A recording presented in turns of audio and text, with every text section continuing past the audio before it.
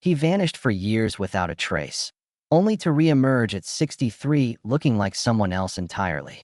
Picture the man who once snarled across sold-out arenas, whose voice turned adrenaline into legend, now stepping onto a stage as if reborn, thinner, quieter, something aching just beneath the surface. Behind the wrought iron gates of a $5 million Malibu estate lies a story that will shred every assumption you've ever made about rock and roll royalty. Supercars that roar louder than any amplifier. A secret recording studio hidden well beyond prying eyes. And a past so twisted, it took decades of therapy to barely scratch the surface. It all begins in Lafayette, Indiana, on a cold February day in 1962. A teenage mother in a tiny hospital room. A charismatic but unstable father who vanished before his son could say a word. From that instant, abandonment became a second skin, a mystery that echoed in every chord he would later belt out on stage.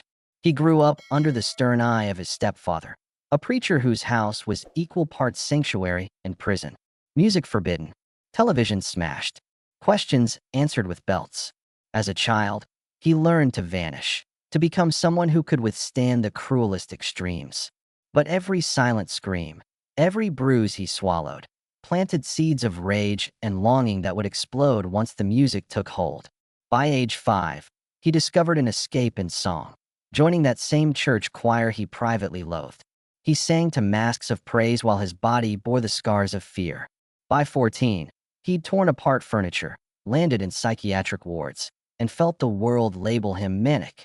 He tasted both love and danger in early relationships, from violent teenage flings to the first glimpses of freedom on LSD and marijuana. At 18, with just $50 and a guitar, he hitchhiked to Los Angeles. Skid Row benches became his stage, neon-lit street corners his rehearsal halls.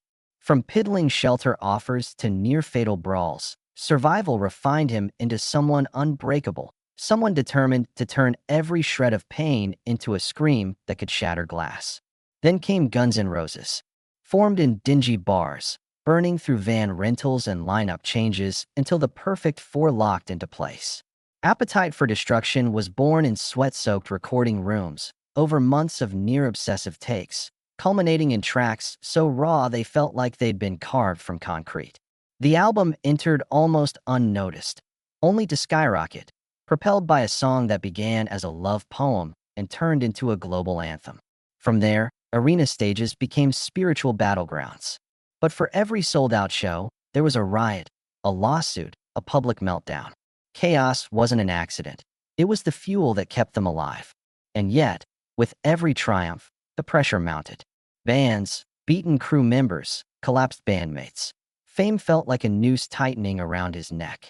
As Guns N' Roses exploded, whispers grew into headlines. Allegations of abuse spilled into courtrooms. A relationship that inspired Sweet Child O' Mine twisted into a nightmare of violence and control. Lawsuits stacked up, each one chipping away at the legend. His onstage antics, jumping into crowds, attacking cameras, became as famous as the music itself. Riots at Castle Donington, tear gas in Montreal, chants of lame-ass security echoing through stadiums. Each incident a confession. The man who ruled rock was still at war with himself. Then came the silence. The world waited 15 years for Chinese democracy. The album became a cautionary tale. $13 million burned in studio time. Tracks tracked, erased, rewritten until nothing felt real. When it finally dropped, critics called it bloated. Fans called it confusing. It was the perfect symbol of what happens when perfectionism collides with paranoia. The industry had moved on, but he remained in that studio, trapped by his own standards. And now, in 2025, he's standing before you again. Older, leaner, quieter, but the fire still pulses beneath that calm facade. At his Malibu fortress, he doesn't just collect Ferraris. He's a silent benefactor, donating hundreds of thousands after September 11th, founding a charity for struggling families, offering a lifeline to bandmates battling addiction. He records alone, writes songs that echo centuries of pain, mentors rising stars and whispers. He's a ghost in the desert of fame, present but distant, seen but always half hidden. Tour announcements crop up between whispers of vocal strain and canceled dates. A graphic novel venture paints him in neon shadows, part human, part machine, in a future battling its own demons. He rarely posts on social media, but when he moves, the world watches. The engines of his McLaren and Porsche reverberate like bass lines, drowning out memories he'd rather forget. Between the roar of the coast and the hush of his studio, he's rebuilding a legacy, one that acknowledges the scars as well as the triumphs. So ask yourself, do you know the real Axl Rose? The one behind the legends, the lawsuits, the stadium anthems? The one who almost didn't survive childhood, who became rock's most dangerous frontman, who built a multi-million-dollar empire on raw emotion and unflinching honesty. His story doesn't end with a chart-topping single or a riot misreported in the press. It's a journey still unfolding, a new chapter written in vinyl grooves, behind locked gates, in the hearts of those who still crave that voice. Because even after all the chaos, the music holds a promise. Every broken thing can sing again. It's impossible to understand Axl Rose's later triumphs without facing the crucible that shaped him long before the stage lights ever glowed. Born William Bruce Rose Jr. on February 6, 1962, he entered the world as a swirl of chaos and abandonment. His teenage mother gave birth in a tiny Lafayette hospital room, her own life barely more than a whispered secret. His biological father, a charismatic outlaw with a habit of disappearing, vanished so thoroughly that Axl would spend his childhood haunted by a man he never knew. The weight of that absence settled into every fiber of his being. As the years rolled by, each unanswered question amplified the tension in his throat and built a silent reservoir of anger. Even as a toddler, the seeds of that fury lay dormant, waiting for a trigger. At 2, he was placed in the care of a strict Pentecostal preacher who would become his stepfather. Stephen Bailey ruled that house with an iron fist and an unforgiving belt. The Bible wasn't a comfort, it was a weapon in his hands. Hours of forced scripture study bled into vicious beatings for the smallest perceived sin. If Axl dared ask a question, the echoes of punishment followed him for days. Televisions were smashed on grounds of being satanic. Music, the purest refuge he might have known, was barred. Every attempt to breathe outside that rigid world was met with violence. In the hardest of ways, he learned that punishment and faith could be twisted together until the line between salvation and suffering disappeared entirely. Memories of church bells blend with the sting of leather, a paradox that would later surface in every reverbed note he delivered. Within that crucible of control and silence, he discovered a secret sanctuary: music. At 5, he joined the church choir, his voice a gift he both feared and treasured. On Sundays, he stepped before the congregation, his heart pounding with the forbidden thrill of self-expression. Each hymn felt like a betrayal of the tyranny around him. Yet, every note liberated a fragment of the boy who'd learned to vanish under every glare. Behind the smiles and raised hands, he sensed hypocrisy in the very people singing about grace. Punishment when curiosity surfaced. Applause for his voice, pain for his questions. By the time he was a teenager, that tension had coalesced into a raw, unfiltered energy. It powered his first guitar attempts, transforming whispered fears into something louder, untamed, unstoppable. It was the spark that would ignite a revolution expected. Adolescence offered no reprieve. At 14, the pressure exploded into violence. One afternoon in his family home, he ripped furniture apart in a fit of rage when the truth of his lineage came tumbling out. The man he thought was his father was a stranger, and his real father had walked away. That volcanic moment ended in a mental institution and a diagnosis of manic behavior. Lithium prescriptions followed, but Axl refused them. He believed nothing should dull the intensity he felt. Soon enough, he discovered another outlet, forming a Lafayette band simply called Axl. They cranked out Aerosmith and Nazareth covers in dive bars, where cigarette smoke hung so thick it could choke you. Brawls were common, and so was blood. For him, every slammed bottle and tooth knocked loose was an anthem for the anger he carried. At 18, with only $50, a battered guitar, and a head full of riffs, he set off for Los Angeles. Skid Row sidewalks became his stage, neon-lit street corners his rehearsal halls. He played for coins and cigarette butts, for for the fleeting warmth of a stranger's handclap. Nights merged into mornings as he learned to survive on the margins, sleeping on benches, dodging muggers, escaping offers of kindness that carried hidden threats. One night, a convenience store clerk brandished a butcher knife to drive him away. Another evening, a man's hand slipped towards assault until Axl, shaking with adrenaline, fought back with a razor. Every close call sharpened his resolve, his belief that music would be both his shield and his sword. It was the test of his unbreakable drive. In 1983, a meeting with guitarist Izzy Stradlin sparked a collaboration that would change everything. They formed Hollywood Rose, trading acoustic fingers for electrified chords. 5 raw tracks emerged from cramped studio sessions, but artistic clashes dissolved the group almost as quickly as it began. Undeterred, they reinvented themselves. By 1985, with Slash on lead guitar and Steven Adler on drums, Guns N' Roses took the Troubadour stage for the first time. Few in that dimly lit club could foresee a band that would redefine rock and ignite history. The roar of the crowd swallowed every doubt as Guns N' Roses exploded onto the Troubadour stage in March of 1985. 4 misfits with nothing but defiance in their veins. Axl's snarling vocals, Slash's scorching solos, Izzy's steady riffs, and Steven Adler's pounding beat. The air crackled with an electricity that felt almost dangerous. From those first raw chords, it was clear this was no ordinary bar band.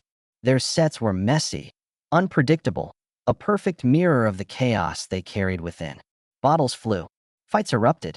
Patrons left with new scars and stories that spread through the Hollywood underground like wildfire. They signed with Geffen barely a year later, a $250,000 advance that seemed miraculous. But industry veterans warned Geffen's top brass that the band was a liability. Tom Zutt, the executive who championed them, shrugged off the critics. "They're too wild," they said. He grinned and replied, "They're just what rock needs." In January 1987, the band entered Rumbo Recorders with high hopes and an insatiable hunger. Mike Klink, the engineer behind the console, recalls working 18-hour days to capture the raw energy they demanded. Axl insisted on redoing vocals line by line until the gravel in his throat matched the venom in his words. Rocket Queen became legendary not just for its riff, but for the sex sounds recorded live in the booth, an unfiltered slice of adrenaline that pissed off Steven Adler and thrilled teenage listeners worldwide. Tensions tightened like a noose. Slash and Izzy traded barbs with Axl over lyrical changes. Adler drifted in and out on cocaine highs. Yet somehow, from those chaotic sessions emerged Appetite for Destruction, an album so visceral it sounded like a six-pack of thunder in stereo. The album's release in July 1987 went almost unnoticed, landing at number 182 on the Billboard 200. Critics were polite but lukewarm. Yet something in that record burned beneath the surface.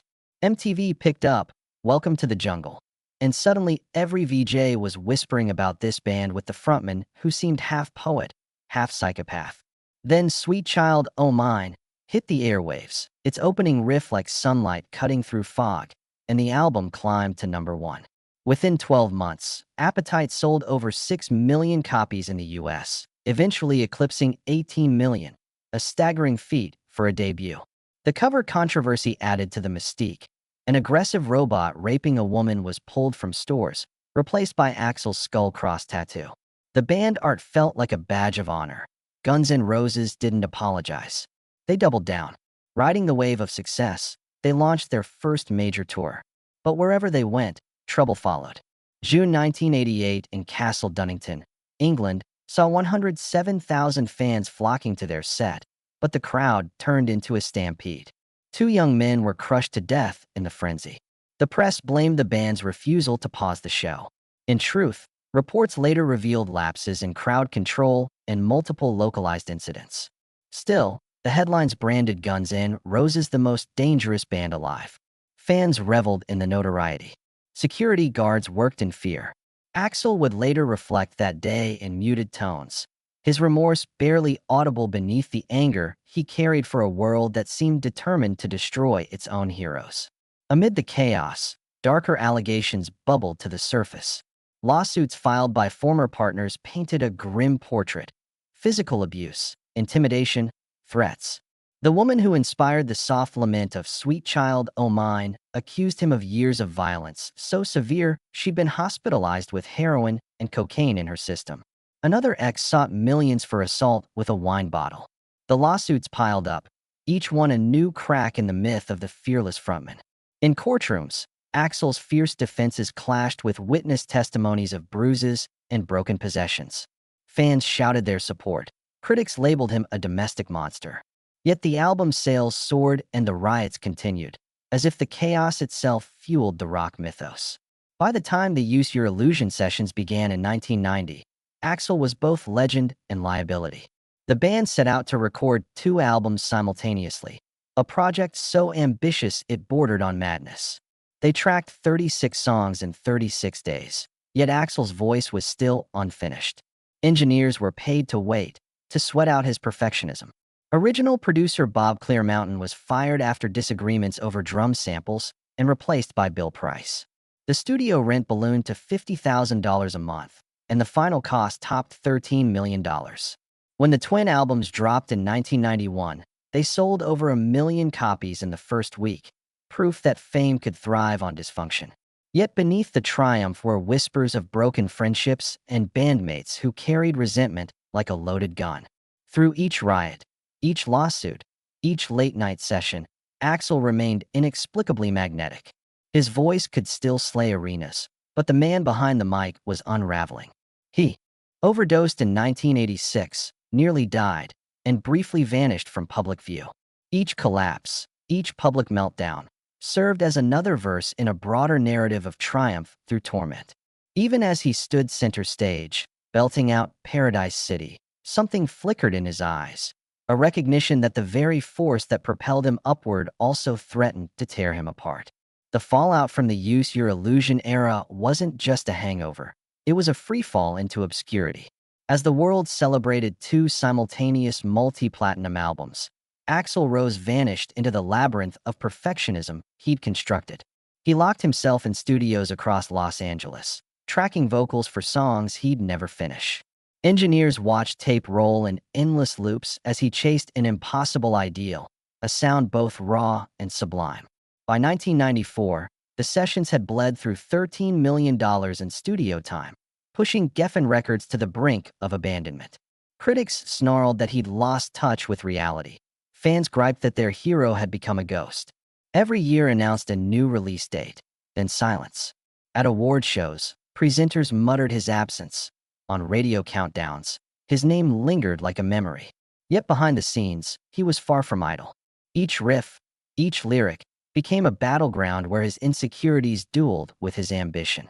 That quiet stretch, often called the lost years, grew into a dark fable.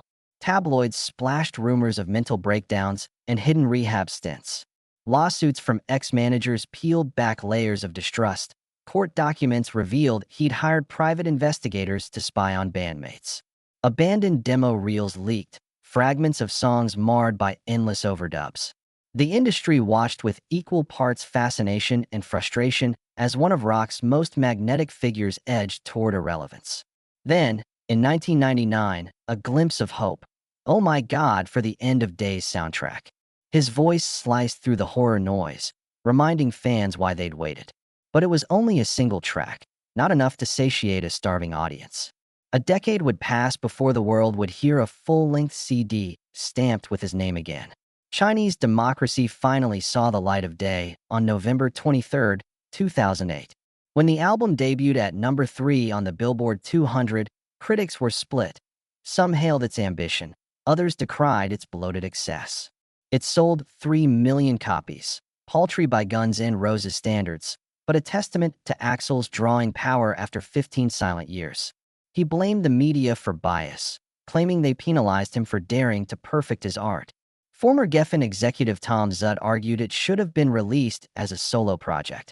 Axl countered that Guns N' Roses was never just a band, it was an ethos. Yet even as the record went gold and platinum in multiple territories, its impact felt muted. Younger listeners had moved on. The MTV generation had become parents. Still, die-hard fans clung to the mythology, dissecting every lyric for glimpses of the man they thought they knew. Behind closed doors, however, a quieter legacy was being written. Axl poured energy into philanthropy, donating hundreds of thousands to the American Red Cross after September 11th, championing environmental causes tied to the Amazon, and quietly funding the Axl Rose Foundation, aimed at helping underprivileged families and at-risk youth. He maintained a private recording studio in his Malibu mansion, hidden beneath vines and guarded by state-of-the-art security. There, he hosted emerging artists, offering mentorship cloaked in confidentiality. No press releases announced these sessions. No social media documented them. It was a stark contrast to the explosive public persona that once brandished pistols on stage. In privacy, he found redemption, using music as a vessel for healing rather than havoc.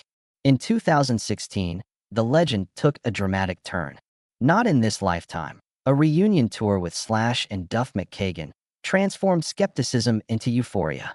Promoters expected a nostalgic cash grab. Instead, they witnessed Axl Rose reclaim stages with a renewed intensity. Despite a broken foot, he sang sitting down and proved his resilience.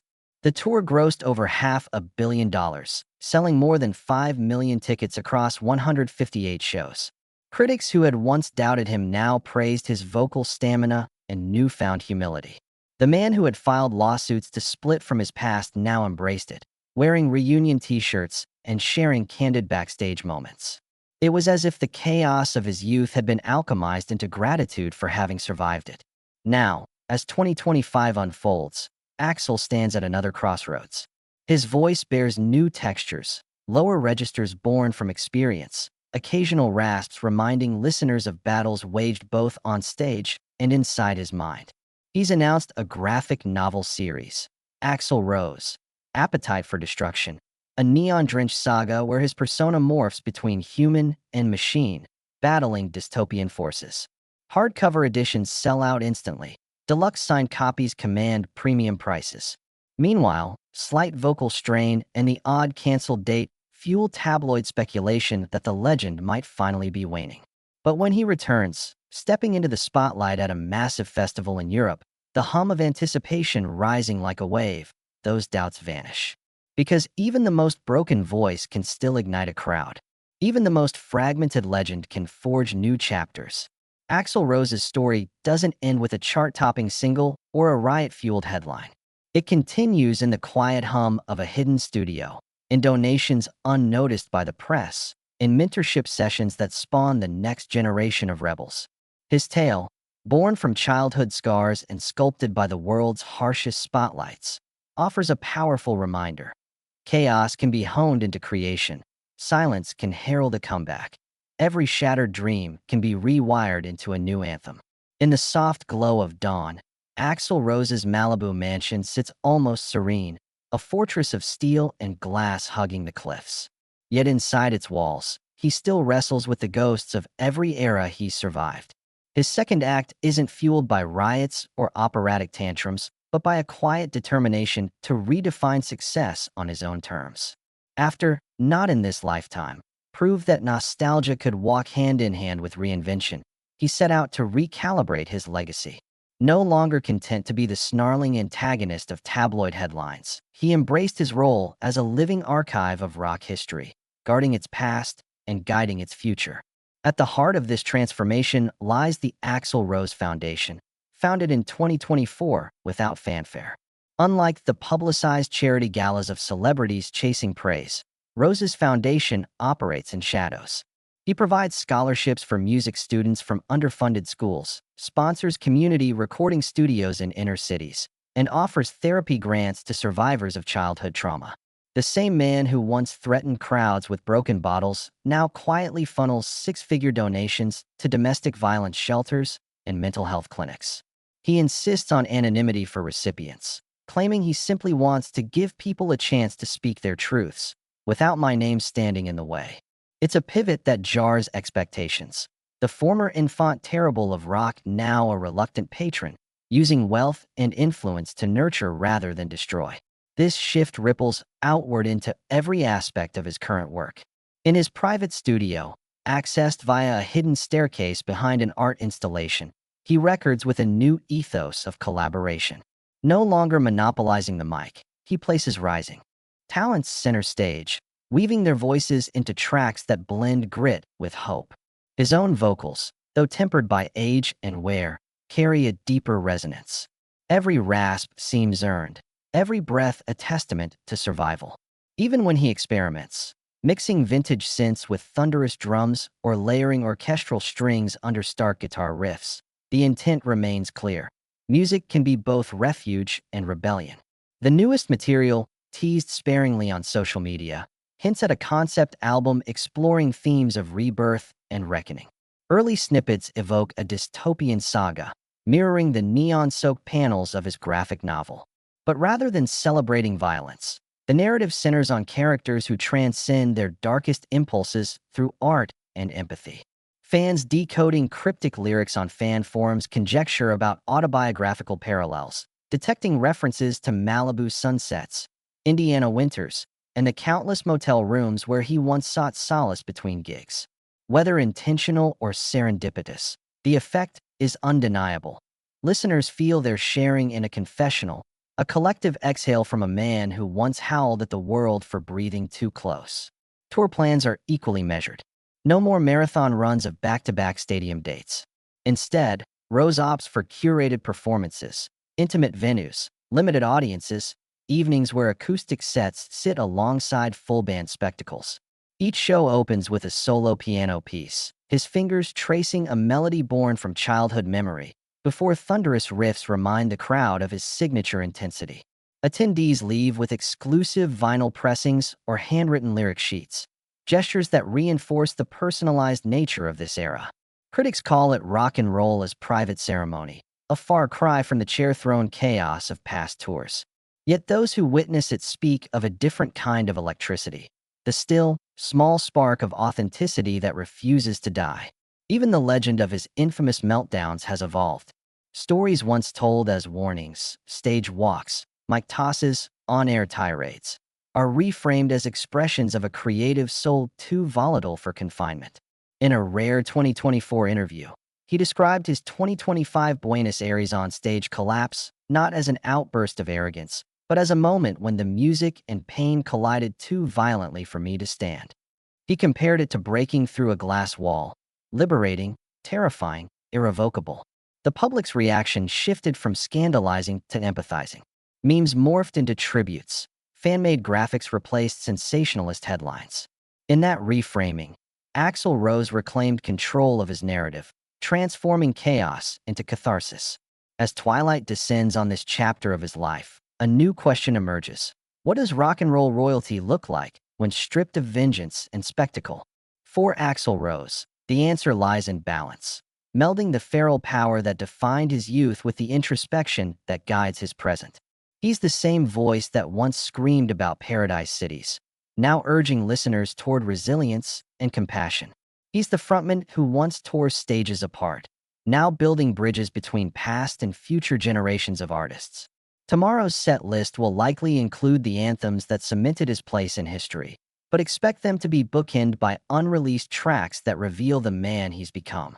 Between thunderous refrains of "Welcome to the Jungle," he'll slip in a tender meditation on redemption, reminding fans that every legend has a shadow, and that only by acknowledging it can true light emerge. In the end, Rose's journey from abandoned toddler to rock deity to reluctant sage paints a portrait of transformation few could have imagined. It's a testament to the alchemy of music, capable of transmuting pain into power, obsession into artistry, destruction into creation. The man who once lived in fear of his own reflection now stands before us, crackling with vulnerability and conviction.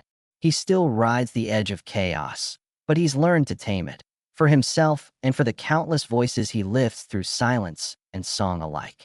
The roar of the crowd fades into a distant hum as the final chords ring out, leaving Axl Rose standing alone beneath the stage lights. He breathes deeply, the air tinged with salt and adrenaline, feeling the weight of every life he's lived settle around him like a cloak. Behind him, the wings of the stage press into darkness. Ahead, a sea of faces illuminated by 1,000 smartphones. Each lends a silent witness to the moment he refuses to let go. In this stillness, he glimpses the boy from Lafayette, the preacher's whip hanging heavy in memory, and the teenage drifter on skid row benches, all converging into the frontman who dared to turn his scars into sound. Tonight's set was more than a greatest hits showcase. It was an odyssey through the chapters of a life defined by extremes. The soft ache of a piano intro gave way to the savage roar of electric guitars. For a heartbeat, the audience held its breath as he slipped into a near-forgotten ballad, the lyrics raw and unguarded, like a confession no therapy could replace. Then, with a defiant scream, he unleashed the anthem that once toppled stadiums, reminding everyone why his name still reverberates through decades and generations. He emerged from that juxtaposition of vulnerability and power like a phoenix reborn, ashes to flame, proving that even the most jagged past can light the way to salvation. Backstage, the familiar blur of crew members and equipment swirls around him, but he moves with quiet purpose. No groupies or security snarls here, just a handful of young musicians he's mentored, clutching lyric sheets dripping with gratitude, and an old manager whose eyes glisten at the sight of a comeback that transcends nostalgia. They trade embraces and knowing glances, as if acknowledging that the legend they once feared might finally have forgiven its own reflection. In the dim light, Axl's silhouette leans against a wall plastered with fading posters, each one a testament to riotous nights and chart-topping records. He reaches out, fingers brushing the edge of a poster from 1987, and for a moment, time folds in on itself. He steps into the backstage lounge where a simple wooden table holds a vintage tape recorder, a dusty stack of notebooks, and a single photograph of him as a child, clutching a toy guitar larger than his small frame. He taps the photo, the tip of a finger tracing years of trauma and triumph, and admits in a hushed tone that the journey never truly ends. Every night he opens the mic is a negotiation with the ghosts that shaped him. Each song is a bridge from the world that bruised him to the world he's determined to heal, one riff at a time. The music isn't just performance. It's penance and liberation rolled into one. As the crew packs away cables and the roadies hum with post-show excitement, Axl retreats to a quiet corner where a single spotlight glows above a grand piano. He sits, the bench creaking beneath his lean frame, and allows the room to hush. He closes his eyes and lets his fingers find a melody that feels as old as the ocean just beyond the backstage door. It's the song he's been sketching for months, an ode to survival and second chances, built on a chord progression that shifts from minor to major, mirroring the darkest nights and brightest dawning he's endured. When the first notes fill the space, even the most hardened stagehands pause, drawn into the intimacy of creation. Somewhere in the darkened wings, a road manager clears his throat to signal it's time to move on, but Axl remains lost in the melody. It's a rare privilege to create without expectation, to compose for the soul rather than the charts. The beauty of this moment isn't in its perfection, but in its imperfection, the slight crack in his voice, the uneven tempo that breathes with urgency. It reminds him that he is human, fragile and fierce, a paradox he has spent a lifetime learning to accept. Tonight, fans outside the venue linger under neon lights, sharing bootleg clips that will circulate by morning. They'll debate the set list, theorize about the unreleased piano song, and praise the raw emotion etched on his face. Online, fan forums will buzz with admiration for a performance that felt less like a rock concert and more like a communal ritual. They'll dissect every moment, tag each other in highlights, and declare that Axl Rose has shed the myth to reveal something infinitely more powerful, a man who has faced annihilation and emerged with his spirit intact. As the crowd finally disperses, Axl slips through a side door into the cool night air. The ocean breeze wraps around him, carrying the distant crash of waves that have watched over his Malibu retreat for years. He pauses on a fire escape balcony, the dark expanse of water stretching to the horizon, and for a moment, the entire saga comes into focus. The abandoned child, the preacher's belt, the neon bars, the riots, the silence, the comeback, and now this. He inhales deeply, tasting salt, freedom, and the infinite possibility that lies ahead. In the hush that follows, he whispers a simple promise: to keep singing, keep creating, and keep giving voice to those who struggle in silence. He's learned that legacy isn't built on chaos alone, but on the courage to confront it, to transform it, and to share it as art. His was a life written in extremes, but now it's becoming a story of balance, where rage can be tempered by reflection, and where a whisper can be as thunderous as any guitar riff. And so, beneath the watchful stars, Axl Rose turns away from the stage and steps toward the future. One foot in the past, one foot forging new paths, every note a testament to survival. Because in the final act, it isn't the legend that endures, but the human heart that dares to beat again, even after it has been shattered 1,000 times.